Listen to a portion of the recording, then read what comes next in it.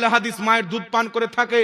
বিমল দাসের বেটাকে চ্যালেঞ্জ করতেছি, যদি হিম্মত থাকে ফেস টু ফেস মুর্শিদাবাদের মাটিতে নিরপেক্ষ জায়গাতে এক বাপের হালাল সন্তান হয়ে থাকলে ওয়াহাবি জামাতকে নিয়ে এসো, ময়দানে বসো। যদি সাবে বারাতে রোজাকে কোন মায়ের লাল বিদাত প্রমাণ করতে পারে 5 লক্ষ টাকা পুরস্কার দেব। আর আমরা যাই যদি প্রমাণ না করতে পারি জুতোর গলা মালাই দিয়ে যাবো মুসলমান। কোন বাপের বেটার দম নাই। কালকে দেখবেন ফুচকা ভিডিও বানাবে, ফুচকা, হ্যাঁ জয়ীফ হাদিস, জয়ীফ হাদিস, জয়ীফ হাদিস। তো জয়ীফ হাদিস মানা যাবে কিনা আগে বসো না রে বেটা, হিম্মত কেন হয় না?